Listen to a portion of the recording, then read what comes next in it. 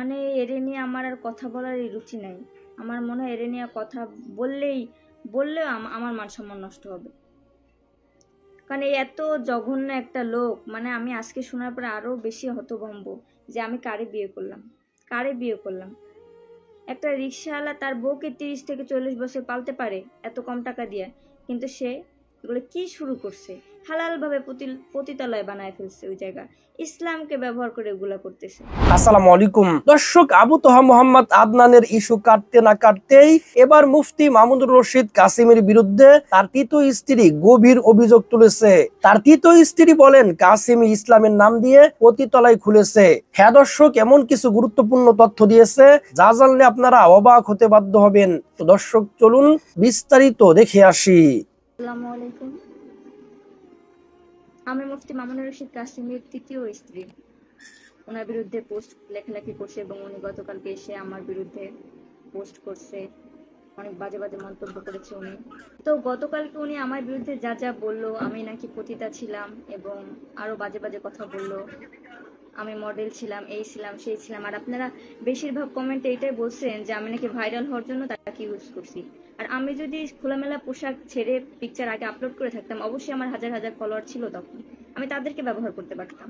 এবং উনি এত জঘন্য জঘন্য কথা বলছে এবং আমার মার নামে মিথ্যা কথা বলছে। আমার মা আজকেও বলছে, কান্না করছে যে ওনারা আমার নামে এরকম মিথ্যা কথা অনলাইনে সবাইকে বলবে, সেটা আমরা জানতাম না।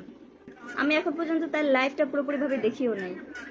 আর যে নীরবের কথা বললো, উনি বললো যে আরজি নীরবের কাছে আমি একা গিয়েছি নাকি আমার সাথে আরো ছেলেরা গিয়েছিল। এটা তো আরজি নীরবের কাছে জিজ্ঞেস করলে ভালো হইতো যে আমি কার কার সাথে গিয়েছি, এবং আরজি নীরবকে সে খারাপ বানায় ফেললো তখন। মানে উনি যারে পায় তারেই, মানে মনে করো ওই মেয়ে তার সাথে ঘুমাইতে গেছে,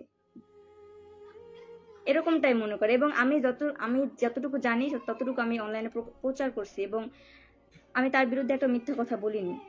অথচ আজকে আমি এক ইন্টারভিউতে যাই, ওইখানে তার ছোটকাল থেকে যে তার ভাই, একজন ভাই বা বন্ধু এরকম বলতে পারেন, তো উনি যা যা বললো এগুলো শোনার পর তো আমি আরো অবাক যে আমি তো কেঁচোর গর্তে ঢুকা কেঁচো বের করতে যাওয়া অজগর সাপ বাই করে ফেলছি, এরকম মনে হইতেছে।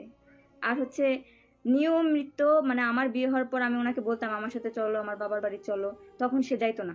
তার সময় নাই, তার এই নাই সেই নাই। কিন্তু এখন সে এবং তার দুলা ভাই আমার মাকে বারবার বলতেছে, আমার মা ওইখানে কয়দিন আগে তার বাচ্চা হয়েছে, তো নানির বাসায় আছে, তো বারবার সে বলতেছে আমরা এখন আপনার কাছে যাব, আপনি বলবেন আপনার মেয়ে খারাপ। এবং আমার নানিকে বলতে বলে যে আপনিও বলবেন আপনার নাতি ছোটকাল থেকেই খারাপ। এখন আমার নানি বলতেছে আমার নাতির তো আমি ছোটকাল থেকে মাদ্রাসায় পড়াইছিলাম, কমই মাদ্রাসায়, হয়তো তারপর সে আলিয়া লাইনে গেছে, এটা তার ব্যক্তিগত ব্যাপার, কিন্তু আমরা মিথ্যা কথা কেন বলবো।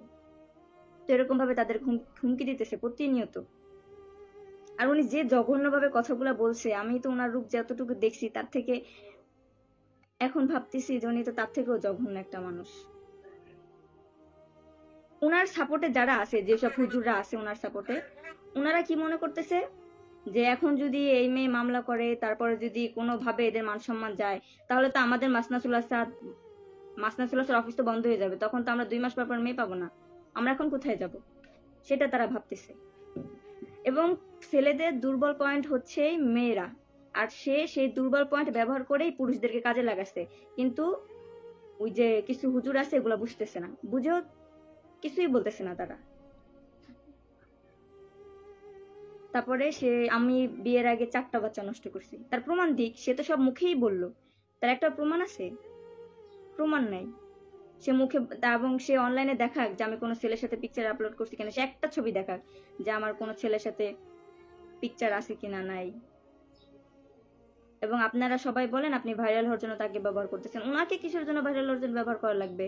উনি এত খারাপ আমাকে মনে করে, তাহলে তো আমি শর্ট পোশাক পরে অনলাইনে আসলেই ভাইরাল হতে পারতাম। আমি সবসময় ওনাদের বিরুদ্ধে পজিটিভ পোস্ট করতাম, কিন্তু ওনার এই চেহারা দেখার পর আর পজিটিভের বদলে এখনো চাচ্ছে যে এগুলো সব বন্ধ করে দেই। আপনারা অনেকে অনেকে সবাই আমাকে বলতেছেন তারা ধর্ম ব্যবসায়ী, আপনি ওদেরকে শাস্তি দেন, আমরা আপনার পাশে আছি। কিন্তু কিছু কিছু লোক ওদের কাছেও যা চামচামি করতেছে, এখানেও চামচামি করতেছে। এবং একটা ওর যে কলরবের শিল্পীগুলো ওর সাথে পরিচিত, এবং তাদেরকে দিয়েও বলায় যে তুমি ওর কোন বউকে সরাইতে চাও, তাহলে আমরা তাকে এখনই সরাই দিব, আর তোমাকে নিয়ে আসবো, তুমি এগুলো সব বন্ধ করো। আমি তার প্রস্তাবে রাজি না হয়, সে বলে ঠিক আছে, দেখা যাক কি করা যাবে। তুমি তো জানো আমাদের হাত কত দূর পর্যন্ত। এবং বড় বড় লোকদের মেয়েদের লোভ দেখায় তাদেরকে তার হাতে রাখে সবসময়। এটাই হচ্ছে তার কাজ, আসল কাজ।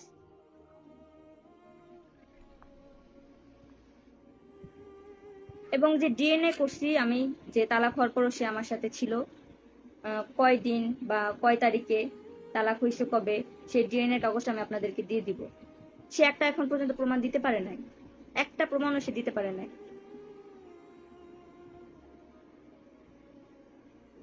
ওনার কি বলা উচিত আমি বুঝতে পারতেছি না। আপনারা দেখতেছেন যে উনি বছরের পর বছর এরকম লুচ্চামি করে বেড়াচ্ছে, এগুলা করে বেড়াচ্ছে, আপনারা কিছুই বলতেছেন না। কারণ ছেলেরা তো মেয়েদের প্রতি দুর্বল, আর ও তো কচি কচি মেয়েদের আপনাদেরকে বইলাই রাখছে। ওইখানে আইএমবির লোক বলতেছে যে, উনি বলতেছে আইএমবির একটা লোককে যে আপনি এই মেয়েটাকে বিয়ে করেন।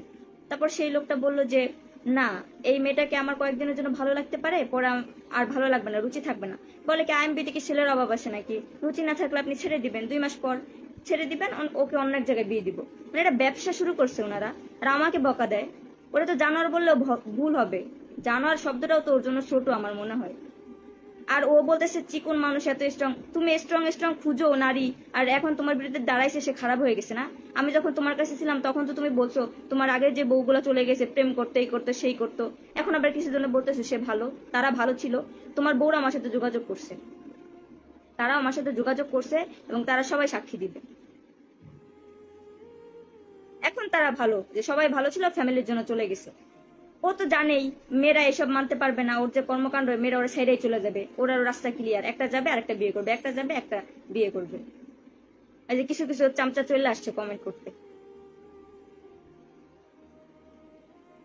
ও আমার সাথে সংসার করছে কয় বছর? 1 বছর। আমার সময় অত বেশি নষ্ট হয় না, আর আমার বয়সও কম, আমি চাইলে নতুন জীবন শুরু করতে পারি।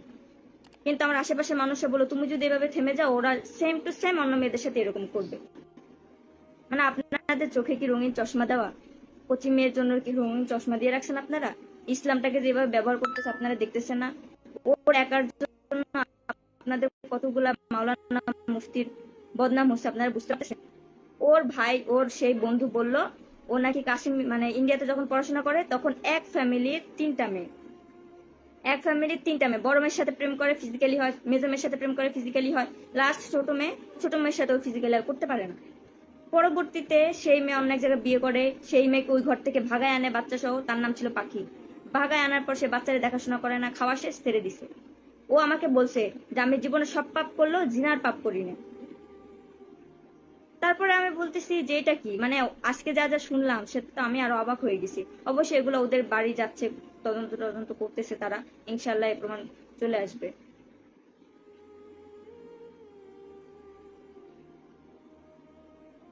আমি তো আল্লাহর বিধান তারা বাস্তবায়ন করবে, এবং তাদের কথা মতো তাকে বিয়ে করছিলাম। যে না, আমি তো আগে দিন বেশি মানতাম না, পর্দা করতাম না, খোলামেলা ছবি আপলোড করতাম, তো ওনার কাছে আসলে হয়তো আমি দিনের পথে চলে আসবো এবং দিনের কাজে যোগ থাকবো, হয়তো আল্লাহ আমার এর জন্য জান্নাত নসিব করতে পারে। আমি এর জন্য ওনার কাছে আসছি। কিন্তু বিয়ের পরের দিন থেকে দেখে সে ফজরের নামাজই পড়ে না। ওইখানে যে যায় আইএমবিতে লোকগুলা, আপনারা কি দেখেন না আজানের সময় তারা কোথায় থাকে, তারা নামাজ আদৌ পড়ে কি পড়ে না? আমার তো মনে হয় না একটা দিন এমন যায় সে 5 ওয়াক্ত নামাজ একেবারে পড়ছে। বউদেরকে খালি বলবে সাজা গুজা করে বসে থাকো, নামাজ কালামের দিকে তার কোনো খেয়াল নাই। আর কি বলছে আমি নেশা করি, মানে এত কিছু হওয়ার পরে সে আমাকে, আমি তাকে নিয়ে নাকি উত্তরা বাড়ি আসে। মানে একটা মুফতিকে কি কোনোভাবেই এরকম জায়গায় নিয়ে যাওয়া সম্ভব? সে যদি আসলেও একজন মুফতি হয়, কোনোভাবেই সম্ভব এরকম জায়গায় নিয়ে যাওয়া? আর আমি নেশা করি নাকি? মানে ওর নিজের ক্লোজ ভাই বন্ধুরা বলতেছে ও নাকি গাঁজাখোর, ও নাকি সিগারেট খেতে, এবং আমার মাও সেটা বলছে যে আমার সৎ বাবার মানে মুখ থেকে স্মেল আসতো যে সে স্মোক করে। তাই আমি বলছি এগুলো হয়তো তোমার ভুল ধারণা। অনেকেই বলছে, তার বউ তো একটা দুইটা না, চারটা চারটাই তো বউ, অনেকেই বলছে।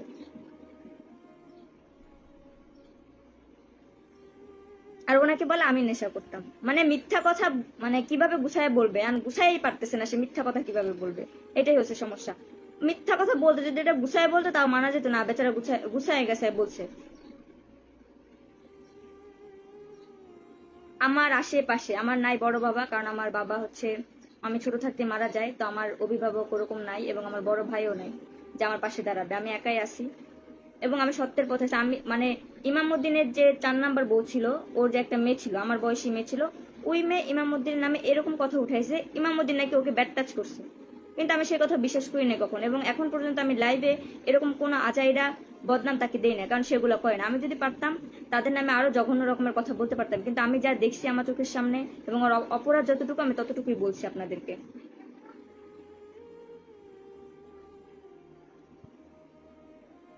এবং আপনারা সবসময় বলবেন যে আমি ভাইরাল হওয়ার জন্য এখানে আসছি, ভাইরাল হওয়ার জন্য। আরে ভাই, ভাইরাল হতে কি ওর নাম উঠান লাগে, ওর মতো লুচ্চার নাম? মানে ওর লাইফটা আমি পুরোপুরি শুনতে পাই না, এত জঘন্য ভাবে বলছে।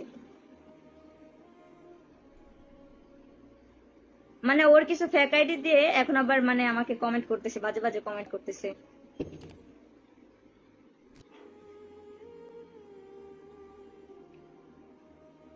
আমার কথা এখন বিরোধিতা সেই লোকগুলাই করবে যারা ওদের চামচা, কচি কচি মেয়ে ওদেরকে দেওয়ার কথা বলছে, এবং ওদের ওখানে প্রশাসন যারা যায়, সাংবাদিক এবং পুলিশ বলেন যারাই যায়, ওদেরকে এইটাকেই বলে যে আপনাদের কচি মেয়ে দিব। কারণ আপনারা যদি যারা মেয়ে ব্যবসায়ী তাদের কাছে যান এবং ধরা পড়েন, সেটা আপনার মান সম্মানে লাগবে।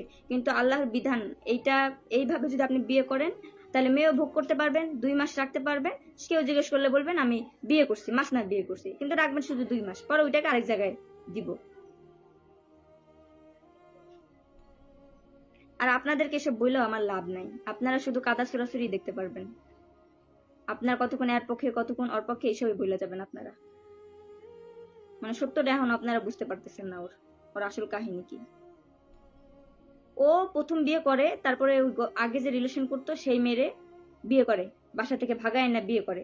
এবং এটা নিয়ে খোলাখুলি হইলে সবাই ও বলতেছে কি আল্লাহর বিধান তাই আমি বিয়ে করছি। ও নিজের মান সম্মান বাঁচানোর জন্য এই কথা বলে যে আল্লাহর বিধান তাই আমি এটা করছি, এবং সেটাকে ও কাজে লাগায়। তারপর থেকে ভাইরাল হওয়ার ধান্দা। ওর যে বউ, ও বলে কি আমার বউরা কখনোই ফেসবুকে আসে না, কখনোই পোস্ট করে না। তাহলে নতুন একটা মেয়ের বিয়ে করেছে, কিভাবে এসে এগুলা বলতে পারে? এখন নিজের আইডি দিয়ে পোস্ট করলে মানুষ নেগেটিভ কমেন্ট করে, তাই এখন বউর আইডি চালাচ্ছে। মানে ওর কত রূপ আমি দেখবো, আমি খালি সেগুলো চিন্তা করতেছি।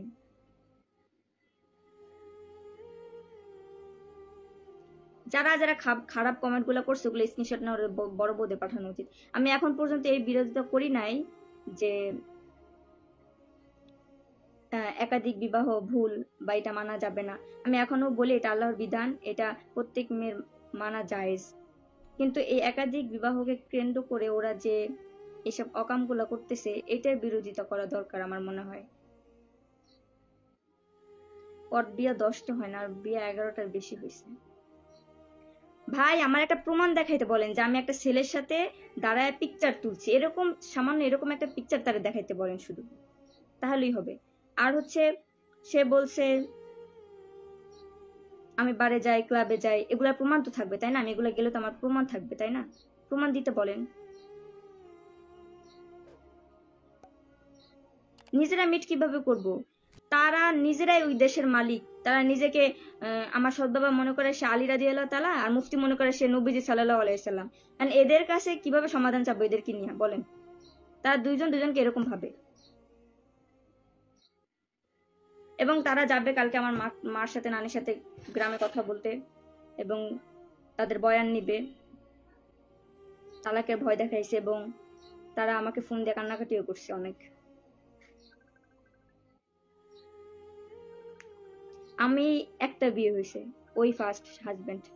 আমার কয়টা বিয়ে হয়েছে এরকম হয় না। আমি ও আমার প্রথম স্বামী ছিল, এবং ওর সাথে যে আমার বিয়ে হয় 1 বছর, ওই টাইম ধরে আপনারা দেখেন ওই টাইমের মধ্যে আমার কোনো পিকচার আপলোড হয়েছে কিনা, এরকম আরে দেখাইতে বলেন। সে আগের গুলা নিয়ে কিসের জন্য লাফালাফি করতেছে? ওরে বিয়ে করার পর তো আমি কোনো পিকচার আপলোড করি নাই, এমন কোনো প্রমাণ তোর কাছে নাই নাকি আমি কোনো ছেলের সাথে পরক্রিয়া করছি? এগুলো তো কিছুই করি নাই। মানে ওর ঘুমানো শেষ, এখন তুমি যাইছে তাই করে বেড়াও। বলে কি তোমাকে বিয়ে করার জন্য আমার আইএমবিতে আমার বন্ধুরা সহ অনেকেই লাইন ধরে দাঁড়ায় আছে, তুমি তাদেরকে বিয়ে করো, তারা খুবই বড় লোক। আমি কি ব্যবসা করতেছি? একদিন ওরে বিয়ে করবো, একদিন ওরে, আমি কি ব্যবসা করতেছি এই জায়গায় ওর মতো? মানে নিজেরা সুন্দরী খুঁজবে। আর আইএমবি যে সদস্যগুলা, মানে ওইখানে যে মেয়েগুলাই আসে বাচ্চা বাচ্চা সুন্দরগুলো ওরা 2টা নিবে, আর যেগুলো আদার্স থাকে সেগুলো অন্যগুলোর সাথে বিতরণ করবে। তারা তারা সুন্দর চাবে, তারপরে চালাক চাবে, আর তাদের নামে বললে দোষ, তখন বললে দোষ হয়ে যায় না?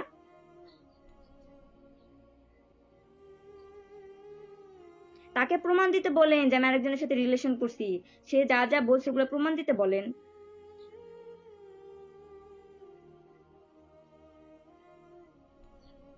কুষ্টিয়ায় কিভাবে থাকবে ও? কুষ্টিয়া দিয়ে তো ওরা বাসা থেকেই বের করে দিছে, আর বাবা মা ঘাট ধাক্কা দিয়ে বের করে দিছে আর অপকর্মের জন্য। ও নেশা না করতে পেরে পাগল হয়ে গেছিল, নিজের চুল নিজেই ছিঁড়তেছিল।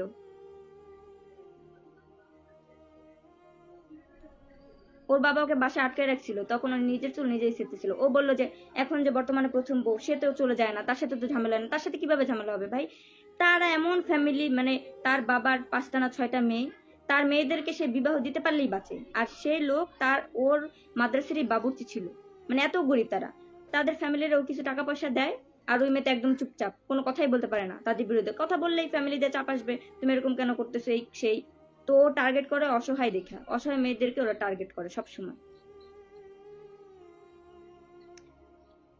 মামুন লুচ্চা এটা আমি শিওর, কিন্তু ইমামউদ্দিন যে আমার সৎ বাবা, ওনাকে আমি কখনো দেখি না লুচ্চামি করতে। উনি প্রয়োজনে বিয়ে করছে, এবং ওনার বিয়ে আমার সামনে হয়েছে 5টা, এবং সে বউদেরও কিছু দোষ ছিল।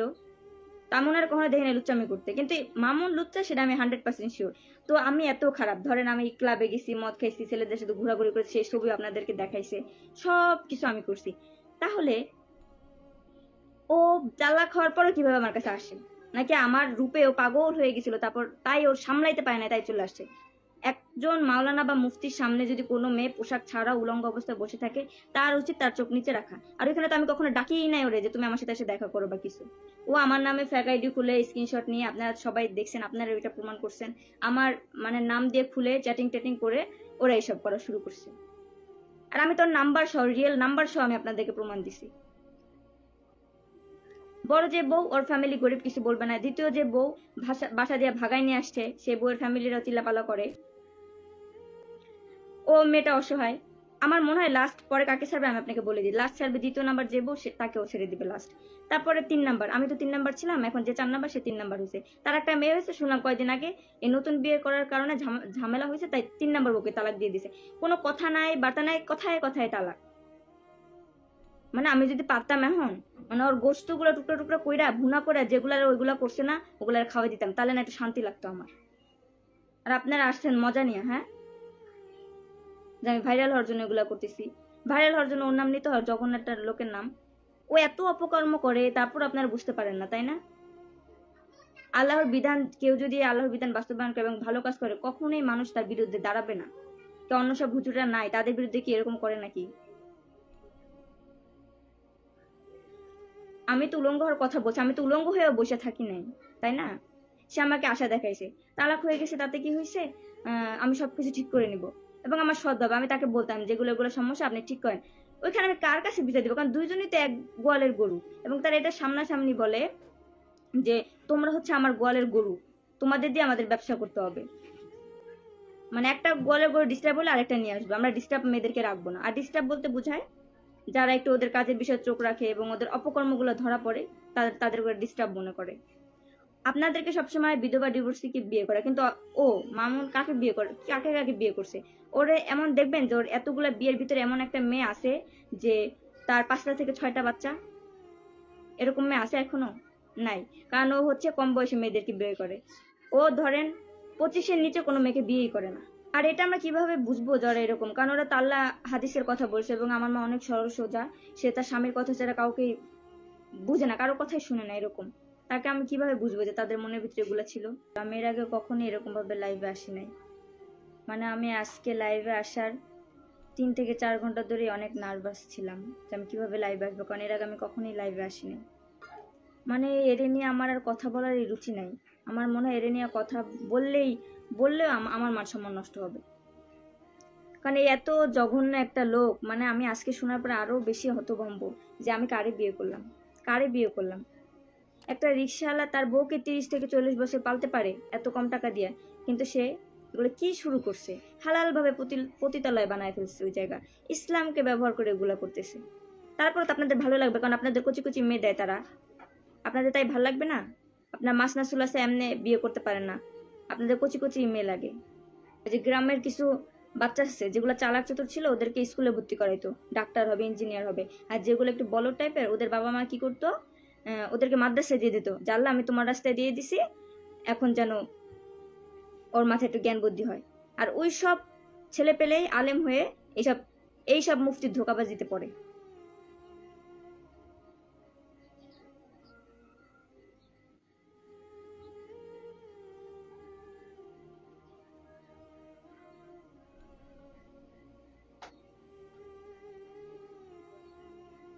আমি কি জানতাম ও লুচ্চা এমন ভাবে কানছে, ওর কান্না দেখলে আপনারা সবাই ইয়ে হয়ে যায়, মানে কথায় কথায় সে কান্না করে দেয়। তার চোখে এত পানি, এত পানি, কথায় কথায় সে কান্না করে দিবে এবং এমন ভাবে বলবে সে, মানে যে কাউকে, প্রধানমন্ত্রীকে হইলেও তার মাথা চেঞ্জ করে ফেলবে সে। সে এমন ভাবে কথা বলতে পারে। আর হাদিসের কথা বলে বলে এমন ভাবে সে মাথা ঘুরায় ফেলে, মানে বলারই বাইরে। মানে বুঝেন, এত অপকর্ম করার পরও 13 বছরের মেয়ে পায় কিভাবে? আর তো আছে বউদের পিটানো। ও তো যা পিটায় পিটায়, কিন্তু আমার সৎ বাবা উনি আরো বেশি পিটায়। 3 নাম্বার বউ উনার, আমার 3 নাম্বার মা। উনার পেটে যখন 9 মাসের বাচ্চা, তখন উনারে ইচ্ছা মতো মারে আমার সামনে, বাথরুম ক্লিন করার ব্রাশ দিয়ে তার মুখে মারে, একজন আলেম হয়ে। এবং তার যে বিচ্ছিরি বিচ্ছিরি ভাষা, এগুলা শুনলে বমি চলে আসবে, বমি।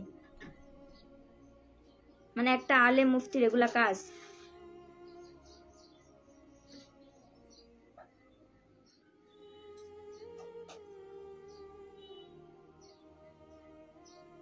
ওখানে যারা গরিব লোকরা চায় মাসনা করতে, তাদেরকে সে পাত্তা দিবে না। যারা দেখবে টাকা আছে, সবকিছু আছে, তাদেরকে সে কচি কচি মেয়ে দিবে।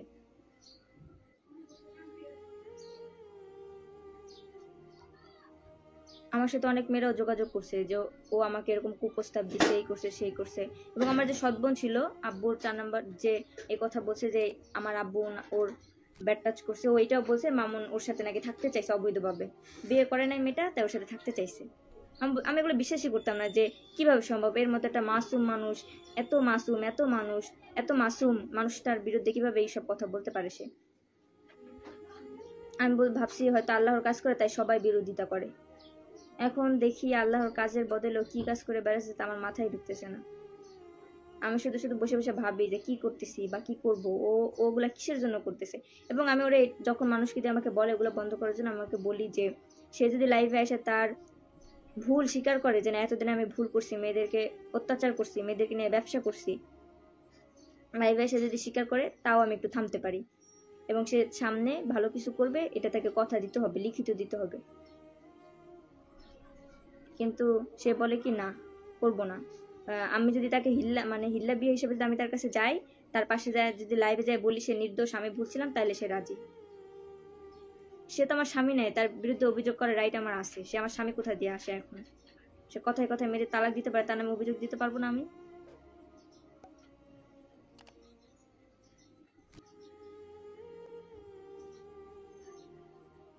এবং বাংলাদেশের অনেক মানুষই জানেন সে কেমন বা কি প্রকৃতির মানুষ, আপনারা জানার পর চুপচাপ বসে আছেন।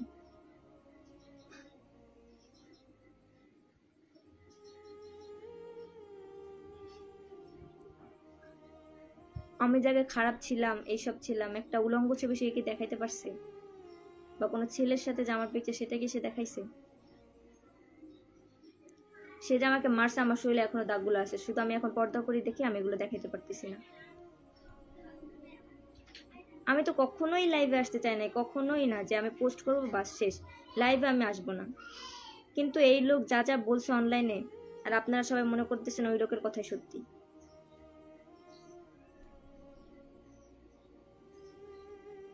আমাদের কপাল হচ্ছে অনেক ভালো, বুঝছেন? তাই আমরা এরকম লোকের কাছে জয় করি।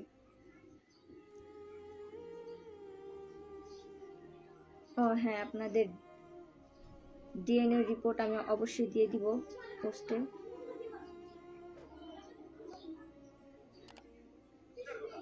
মানে কিভাবে সে বলে, গলা উঁচা করে বলে, একটু লজ্জা লাগে না? আর সেগুলো সামনের মানুষগুলো বসে বসে শুনে, আর ওইখানের মেয়েগুলো শুনে। উনি যায় দেখছে আমি বাড়ি গেছি, তাই না?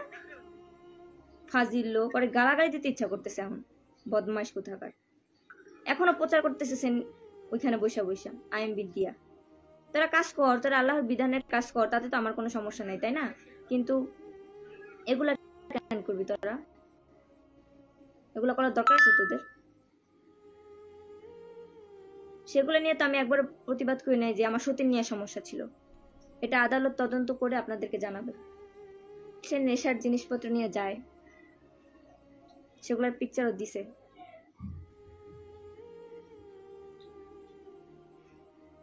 এবং তাদের একটা পার্সোনাল রুম আছে 6 তলায়, তো সেইখানে গেলেই খুঁজলেই পাওয়া যাবে সে যে গাঁজা খায়, সিগারেট খায়। মানে আর কিছু খুঁজে পাইলো না, সে বলা শুরু করলে এই মেয়ে নেশা করে। আরে আমি মদ যে খাই সেটা প্রমাণ সে দিক না। এবং সে বললো এর আগে আমার 4টা বাচ্চা আমি নষ্ট করে ফেলছি বিয়ের আগে, এবং ওনার সংসারে যাওয়ার পরে আমি সবসময় একটা গানি ডাক্তার দেখাইতাম। আমি ওনার সাথেও কথা বলবো এবং সেই রেকর্ড আপনাদেরকে শোনাবো। উনি বলবে যে এর আগে আমার পেটে কয়টা বাচ্চা ছিল নাকি ছিল না। কারণ এখন যদি বলা হয় তাহলে আপনারা বলবেন যে ওইসব মহিলাকে আমি ভাড়া করে আনি না, তারপরে মিথ্যা কথা বলতেছি।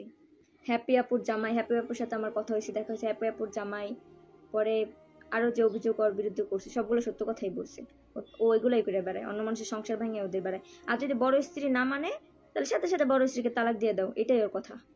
আপনারা এখানে যারা মামুনের চামচা আছেন ওরা আমার লাইভ দেখার দরকার নেই, আপনারা বের হয়ে যান। বেরোয় মামুন এখন লাইভ করতেছে, ওইখানে যান আপনারা।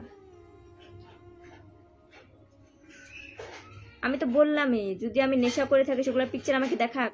সে আমার সাথে গেছে কেন, সে আমার পিকচার তুলে রাখতে পারলো না? সে যে বললো আমি তার সাথে গেছি ওইখানে, মদ কিনছি, এটা কিনছি, এটা কিনছি, সে এগুলো পিকচার তুলে রাখতে পারলো না? সে দেখাক ওইগুলা, সমস্যা কি? আর আমার কথা আপনাদের বিশ্বাস না হলে যান, মামুন তো অনেক সুন্দরভাবে কথা বলতে পারে, মেয়েদেরকে ভুলাই দিতে পারে তার প্রেমের জালে ফাঁসায়। যান ওরে বিয়ে করেন, সমস্যা নেই তো। আর একদিক দিয়ে ভালোই হয়েছে, ওরে দিয়ে শিক্ষা পাইলাম যে এরকম মানুষও হয়, হুজুররাও এরকম হয়। আমরা জেনারেল লাইনের ছেলেদেরকে বিশ্বাস করি না দেখে হুজুরদেরকে বিয়ে করি, কিন্তু হুজুররা এগুলো করে বেড়ায়। একসাথে যদি বাইরে বের হইতাম গাড়িতে, যদি রিক্সায় বা মোটরসাইকেলে কোনো মেয়ে বসতো, তাহলে বলতো ওই মেয়ের বডি এরকম, ওই মেয়ে এতগুলো লোকের সাথে থাকছে, কিন্তু তোমার বডি এরকম, তুমি এই কয়টা লোকের সাথে থাকছো বা আমার সাথে থাকছো। মানে বউরে ইমপ্রেস করার জন্য সেই মেয়ের বডি দেখে সে বলতে পারে সেই মেয়ে কয়টা লোকের সাথে থাকে। এবং আমার সামনে বলে তার দুলাভাইকে, দুলাভাই কচি কচি মেয়েদের সাথে থাকতে কি যে ভালো লাগে সেটা আপনারা কিভাবে বুঝাবো, আপনি কচি মেয়ের সাথে থাকলে বুঝতেন। মানে এটা মেয়ের সামনে আর বউয়ের সামনে এইভাবে বলে, ওই লোকটার কি বলা দরকার বলেন? দর্শকরা তো আমি জানাইতেও চাচ্ছি না, আমি তো লাইভ আসতে চাই নাই, কিন্তু আপনাদের আইডল মামুনুর রশিদ কাসেম এসে যেগুলো করে বেড়ায় এবং আপনারা তার ফাঁদে পা দেন, সেগুলো দেখানোর জন্যই তো আমি আসছি। নাকি বলতে চান আপনার এসব কিছুই দেখানোর দরকার নাই, এইসব কিছু করার দরকার নাই, আপনি বাদ দেন, ও কচি কচি মেয়ে দিবে, আমরা ওইভাবেই থাকবো, ওই কচি কচি মেয়েকে বিয়ে করা শুরু করবো, কোনো সমস্যা নেই, আপনার এগুলো করারই দরকার নেই। তাহলে আমি অনলাইনে এগুলো আসবোই না, তাহলে এভাবে থাক, এভাবে চলতে থাকুক, আর মেয়েরা ওদের কাছে যাইতে থাকুক, এগুলো করতে থাকুক, সমস্যা নাই। আর আমি আইনগতভাবে দেখতেছি কি ব্যবস্থা নেওয়া যায়।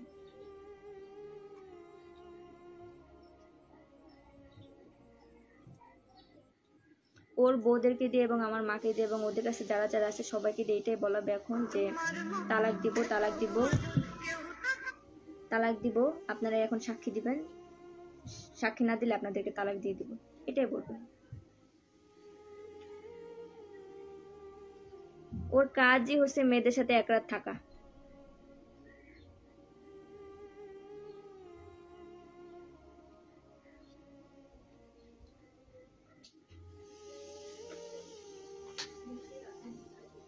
হ্যাঁ, মামুন দেবন্ধু ঘুরে ঘুরে সিগারেট তো খাইতোই, ওর যে ছোট ছোট ভাই ছিল এবং বন্ধু বান্ধব ওদের দিয়ে আনাইতো, এগুলো সব প্রমাণ করবে, অবশ্যই প্রমাণ আসতেছে সামনে, আরো একটু অপেক্ষা করেন, একটু সময় দেন।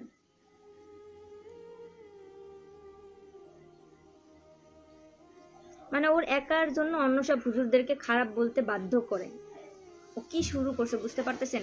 মানে ওর সাথে আমার এগুলো হওয়ার পর এখন আমার এখন মনে হচ্ছে আমার বিয়ে না করাই উচিত, কারণ সে যদি আমাকে ছেড়ে দেয়, মানে আমার রুচি উঠে গেছে এখন ছেলেদের উপর থেকে।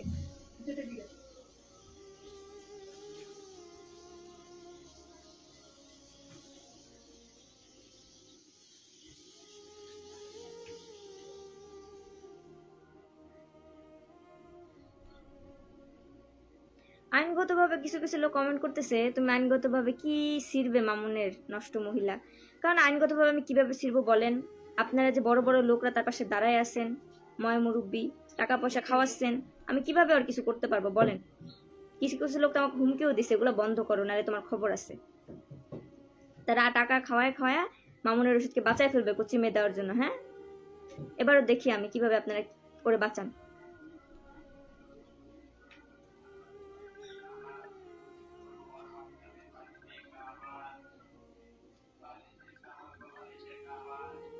আমি ওদের বিরুদ্ধে আরো কথা বলতে পারতাম মিথ্যা মিথ্যা, কিন্তু আমি কিছুই বলি না, কারণ আমি চাইছি যতটুকু সত্য ততটুকু বলবো, সত্যের উপরে থাকবো, মিথ্যা কথা বানায় বলার কোনো প্রয়োজন নেই।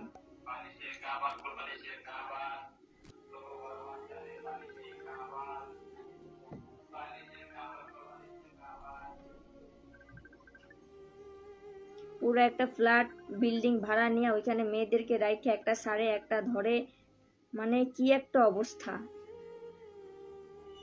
তারপর আপনারা এখনো আমাকে বাজে কথা বলতেছেন, বলতে থাকেন, কোনো সমস্যা নাই।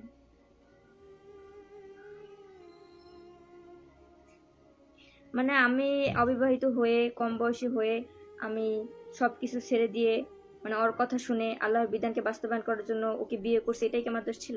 সেটা আপনারা বলতে চান এটা আমার দোষ ছিল?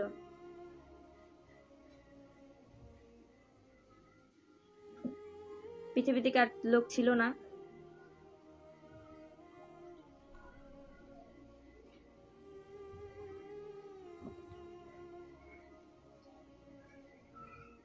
আর বলো আমি কিনা সমকামী? বিটিএস অবশ্যই সবাই চিনবেন। বিটিএসরা কোরিয়ান বা জাপানের কিছু আইডলই, মানে সবাই কুচি কুচি মেয়েরা ওদেরকে ফলো করে, কম বয়সী মেয়েরা। তো বিটিএস এর সাথে বাংলাদেশি নারী কি পাকিস্তানি নারীদের কথা বলা সম্ভব? এত ইয়া আছে ওদের, আর সেখানে আমাকে বলে আমি নাকি ওদের সাথে কথা বলি। মানে এটা কি আমার দ্বারা, আমার মতো সাধারণ মেয়েদের দ্বারা সম্ভব যে বিটিএস এর সাথে কথা বলা? ওদের মতো উচ্চমানের লোকদের সাথে কথা বলা আমার দ্বারা সম্ভব? মানে খুঁজে পাচ্ছে না কি বলবে আমি সমকামী, তাহলে ওর কাছে কিসের জন্য গেছিলাম? আমি যদি সমকামী হইতাম ওর কাছে কিসের জন্য গেলাম?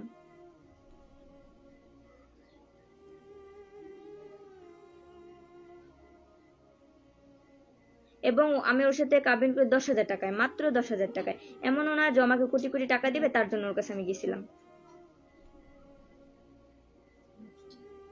অনেকেই তো তাকে আইডল ভাবে, সে আইডল, তাদের মনের কথা বুঝতে পারে। ওখানে কোনো লোক গেলেই বলবে, ভাই আপনার বুকে হাত দিয়ে বলেন তো আপনি অন্য মেয়েদের তাকান না, আপনি বুকে হাত দিয়ে বলেন তো আপনি জিনা করেন নাই। মানে ছেলেদের যেখানে দুর্বল পয়েন্ট সেগুলো নিয়ে ওরা এসব করা শুরু করছে।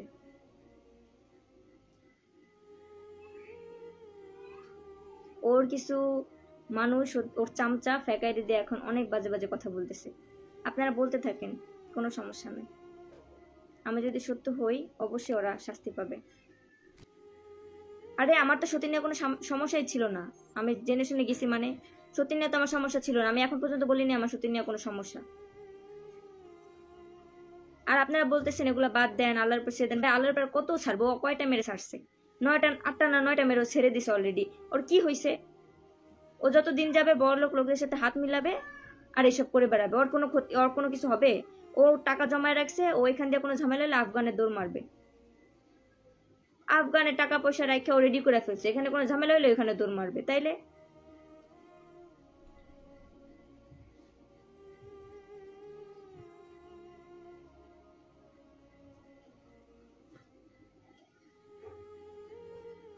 কারে হিল্লা চাইছি? উনি তো আমার ফার্স্ট হাজবেন্ড ছিল, আমি তো চাইছি ওনার সাথে সংসার করতে। কিন্তু তখনও বলে ঠিক আছে সব ঠিক করে নিব, এগুলো বলে 2বার আমার সাথে ধোঁকাবাজি করে সে।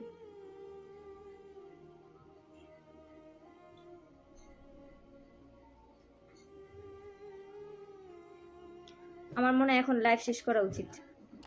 সম্মানিত দর্শক শ্রোতা, আশা করি সম্পূর্ণ ভিডিওটি দেখেছেন এবং সবকিছু বুঝতে পেরেছেন। দর্শক, এই ঘটনা কতটুকু সত্য মিথ্যা জানি না, তবে এই সমস্ত আলেমদের কারণে আজকে ইসলামের বদনাম হচ্ছে। ইসলামকে নিয়ে হাসি ঠাট্টা করছে অমুসলিমেরা, ইসলামকে ব্যঙ্গ করছে নাস্তিকেরা। সমাজে কিছু কিছু আলেমেরা আছে যারা ইসলামের দোহাই দিয়ে নিজের স্বার্থকে হাসিল করতেছে। এদের মতো কিছু লেবাসধারী আলেমেরা যে থাকবে এ ব্যাপারে রাসূল পাক সাল্লাল্লাহু আলাইহি ওয়াসাল্লাম হাদিসের মধ্যে বলে গিয়েছেন। কিছু ব্যক্তিরা থাকবে যাদের উপরটা থাকবে সুন্দর কিন্তু তাদের ভিতরটা থাকবে পচা দুর্গন্ধ। আল্লাহ সুবহানাহু ওয়া তাআলা যেন আমাদেরকে এই সমস্ত ফিতনা থেকে হেফাজত করেন, আমিন আমিন।